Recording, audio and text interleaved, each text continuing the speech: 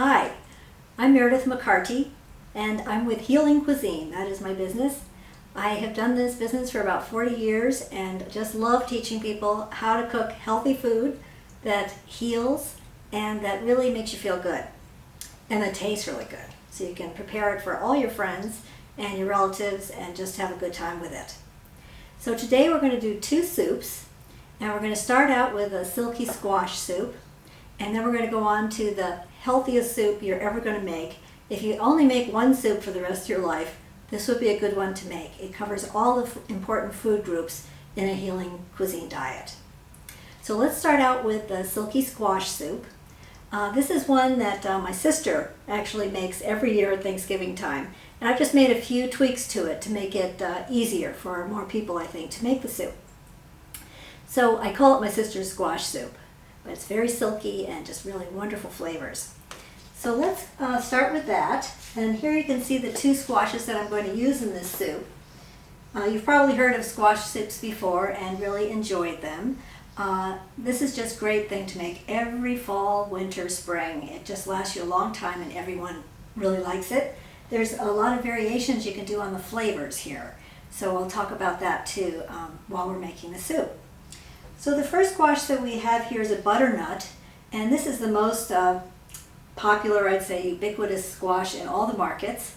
You know, it's kind of a buff outside to it, and when you cook it, you can see that it turns kind of a tan color, and then it's got a beautiful interior that's bright orange and very sweet tasting. So this is your butternut squash.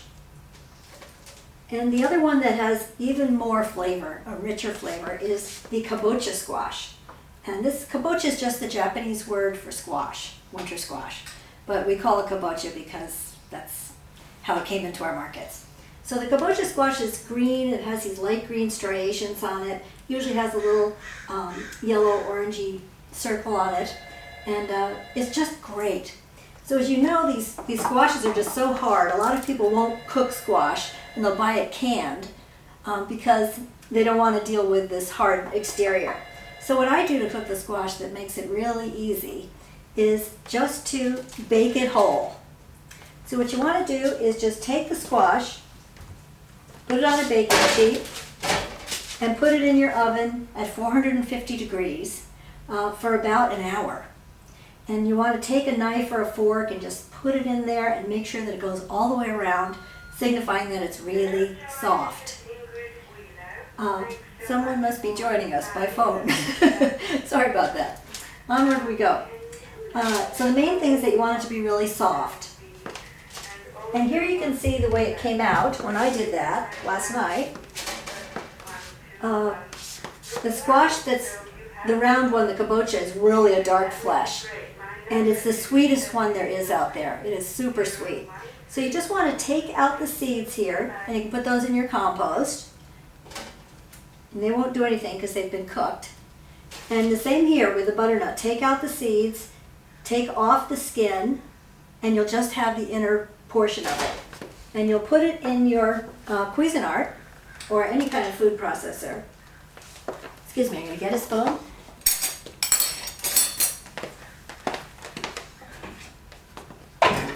Just want to take these out. And I've got my baking sheet lined with parchment paper here.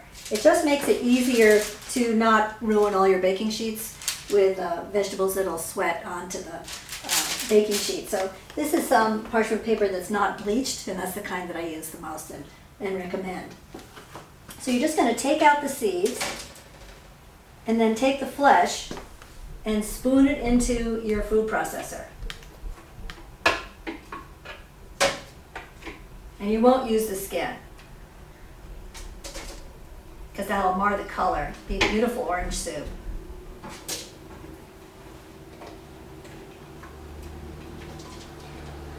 So once you've got that in there, you'll do the same thing with the other squash.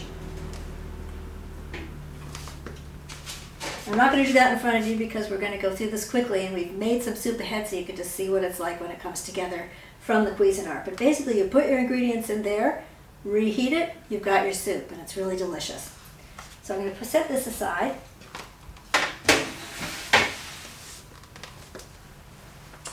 And what we are going to do is take a soup pot, it's a 3-quart soup pot, and turn on the heat here.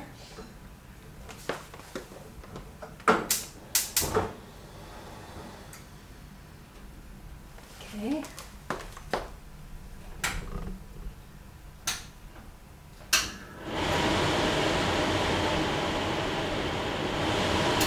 Just put that off for now. And we're going to take a little bit of oil and saute some onions and some garlic. So what I have in my little oil server here is a little bit of canola oil and extra virgin olive oil. We love the flavor of extra virgin olive oil, but we know that it's not good to cook with it at high temperatures. I'm putting about 2 teaspoons in here, keeping it next to the stove. I'm going to add an onion sliced and 2 cloves of garlic sliced.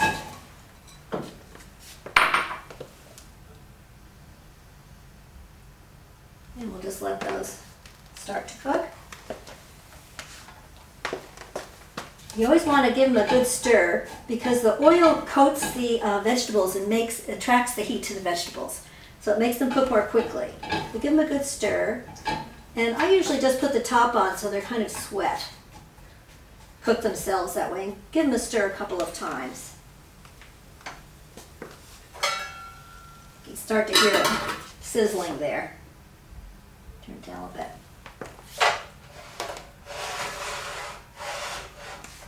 So that was just 1 carrot and 2 cloves of garlic. And the oil, just to finish on that, I combine Spectrum. I like this company because they really have good educational materials and they make high quality oil. This is an organic canola oil, and canola can take higher heats, as with sauteing. Whereas really wonderful extra virgin olive oil, and I like this one too because it's actually partially California olives in addition to Mediterranean olives. You can mix these together, say 2 parts canola and 1 part olive oil, and you'll get the really good flavor of the olive oil, but you'll also not have the problem of cooking olive oil in a high heat, which is, even sauté temperature is really not great for olive oil. So this is a really nice combination so that you're protected in that way. And it tastes really good. So I just mix it myself and put it in here and have it right next to the stove. So while that's sauteing, let's talk about the other ingredients in here. I'm going to add a little bit of liquid to this. This is a side recipe for you, and it's in the recipe sheets. Please be in touch with me if you like the recipes. I'm happy to send them to you as a PDF. So what you see right here is called a kombu shiitake broth, and this will be in this recipe. You don't need it for this recipe. You can just use water to puree and make it taste fantastic with the seasonings. But this adds an element of more flavor and also more nutrition. So what's in a kombu shiitake broth and what is it? As you can see here, there's lots of sliced shiitake. Actually, there's 4 large sliced shiitake and a 6-inch piece of kombu seaweed in here. And this is a very standard Japanese, since all my original teachers were Japanese in Boston in the 70s. This is a vegetable broth that we learned how to make that is so delicious. I really think it's the most healthy vegetable broth that could be out there. Because the 2 main ingredients are kombu seaweed, which of course is a very important food group. Vegetables are the most important food group, followed very closely by whole grains, followed by beans and soy foods, followed by fruits, followed by nuts and seeds, like that, in descending order. So sea vegetables are definitely a type of vegetable, and one I really like to include in my cooking because kombu is a natural kelp. It's just the Japanese word for kelp, basically, and this is harvested in Mendocino, so it's definitely a United States derived food.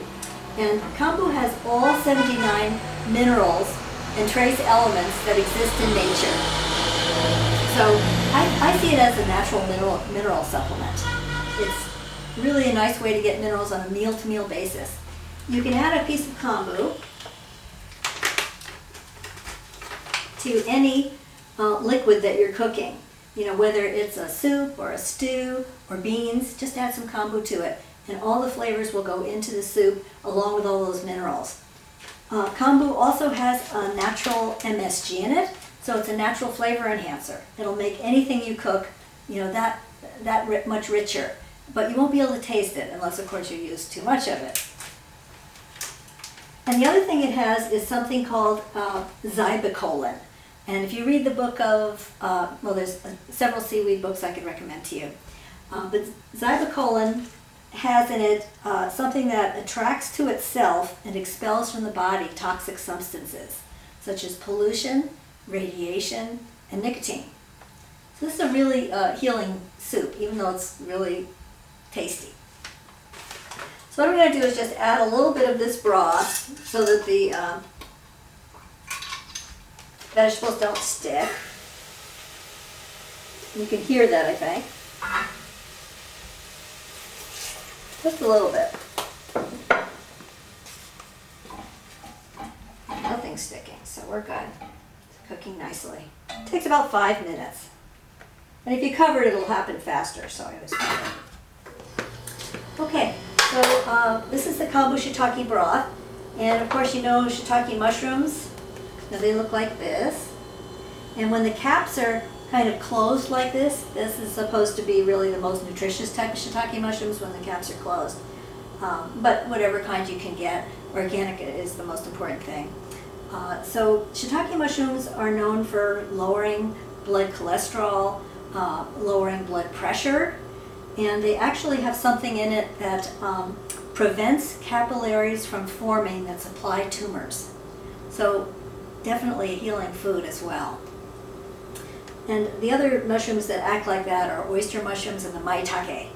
But this is shiitake, and that's what we're using today. Wonderful flavor. Okay, so that's our vegetable broth.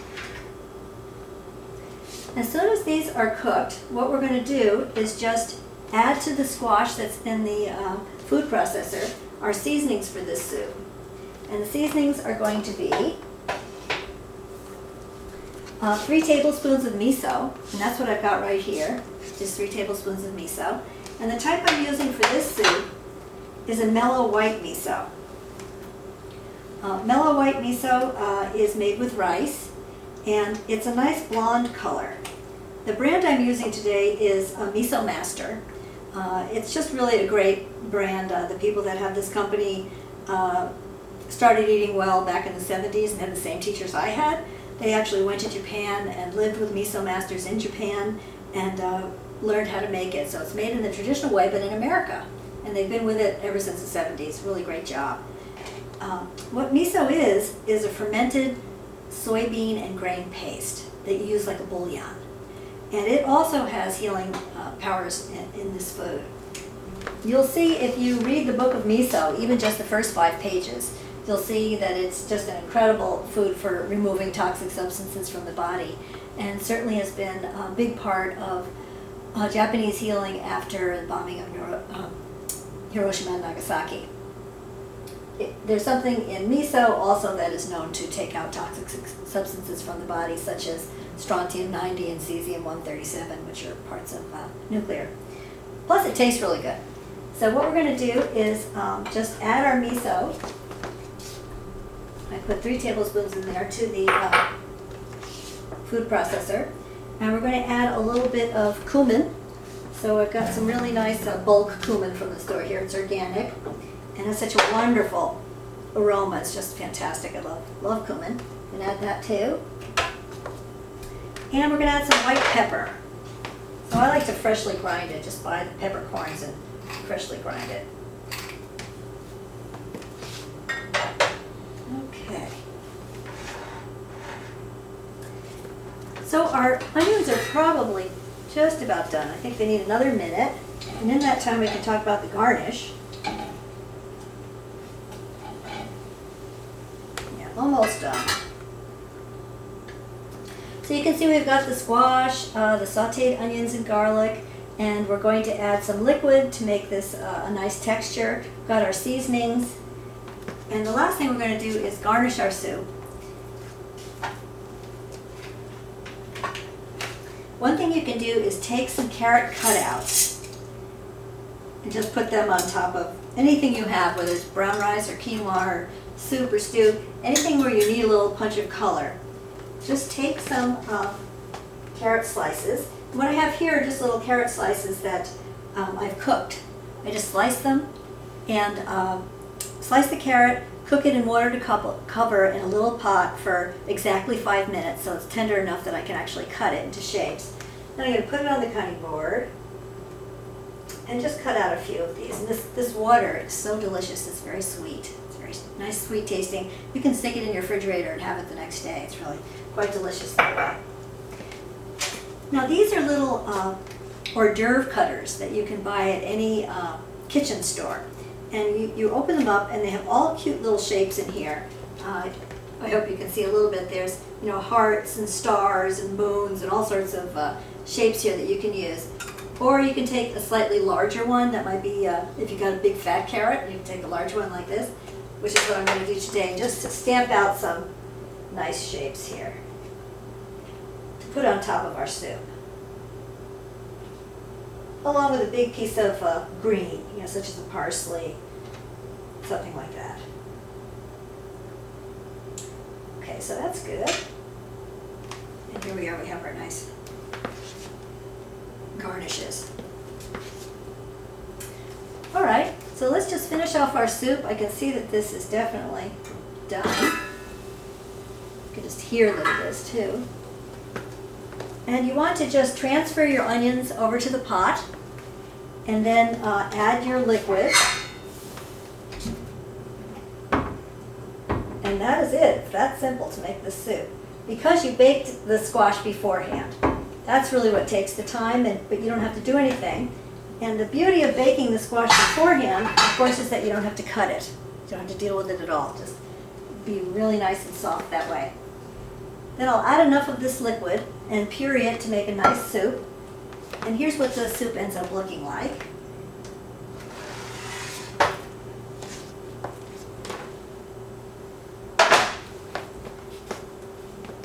Let's see our soup right here.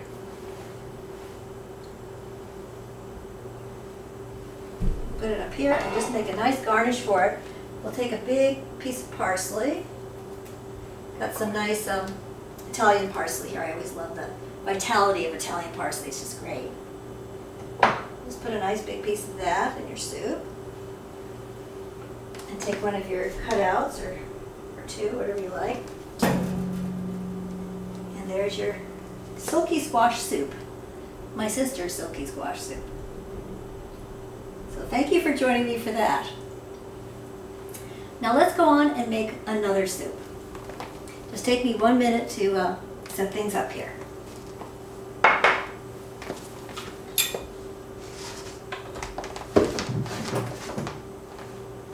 Okay.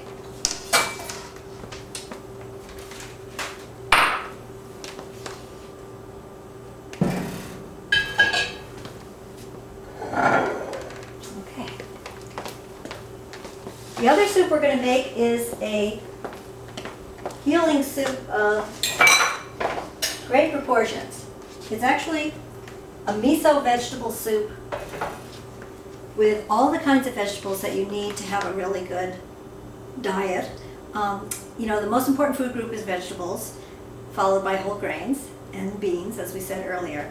So this soup has all the vegetables that you need. It has land vegetables, sea vegetables, and it also has some tofu, so that will take care of the bean part of it. So with this soup, you can just have some rice with it, or some quinoa with it, or a nice slice of whole grain sourdough bread with some almond butter on it, or pasta. It just needs little grains to round it out to be a complete meal, but everything else is in the soup. And sometimes when I have leftover grain, I'll just put the grain in the soup too, if I'm in a hurry and just need to eat a good meal. But miso is the most grounding soup you could ever hope to learn to make.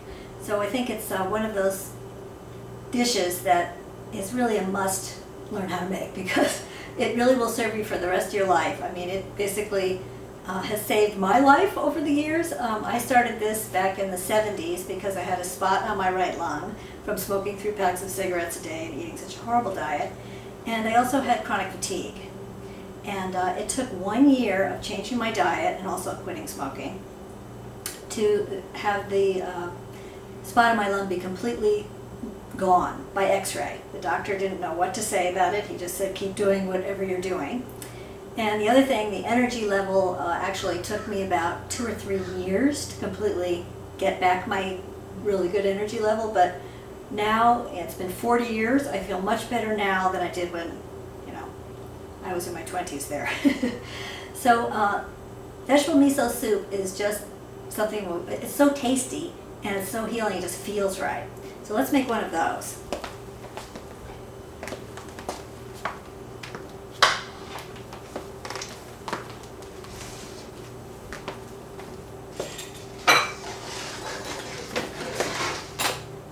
Okay, so for this recipe, we're going to start with 6 cups of water, and the 6 cups of water are in this pot right here.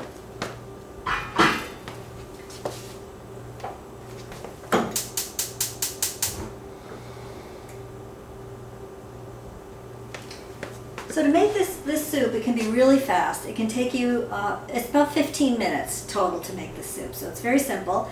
And you can make enough to last 2 or 3 days. Just keep it in the refrigerator, and every time you serve it, add some fresh bright green to it so it still looks appealing. And it's such an important part of cooking. So what we're going to start with is taking some seaweed. Now we used kombu in the first soup. For the second soup we're going to use wakame. And a wakame is known as a soft kelp, whereas kombu is a hard kelp. So with a soft kelp, it will cook in the time that you make the soup, so you can actually eat it. And wakame is the kind of seaweed that you always get in miso soups at Japanese restaurants. So this one is also from Mendocino, and here's what it looks like here. And I usually put in a 3-inch or 6-inch piece. So this is such a thick piece right here.